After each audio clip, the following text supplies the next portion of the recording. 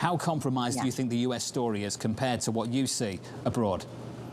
Yeah, it's interesting, John. I think last year was very much a U.S. story that looked relatively more resilient given the strength of our labor market, given we weren't as exposed to the energy crisis.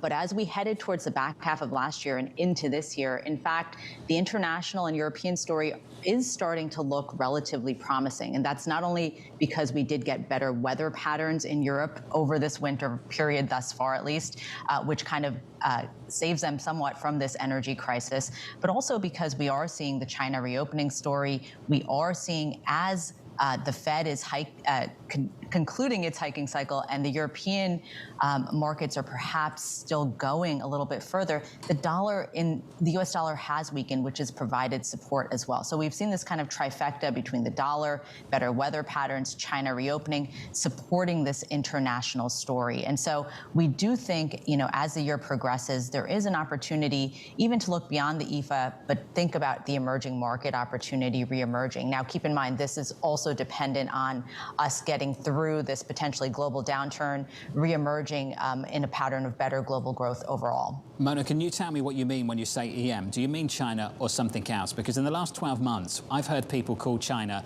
uninvestable. Then all of a sudden, China's back in fashion. Which one is it?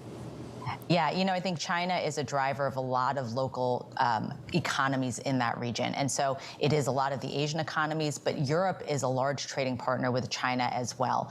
And so anytime China strengthens, which we do think it will in the year ahead, it benefits the entire region in that area. And so we think EM is a collective of the emerging economies, but particularly exposed to China. But China is included in that EM basket as well. It's already shown a lot of outperformance. And so we do think that there's a period of stability ahead of us, but we think generally the outperformance can continue over the next 12 months.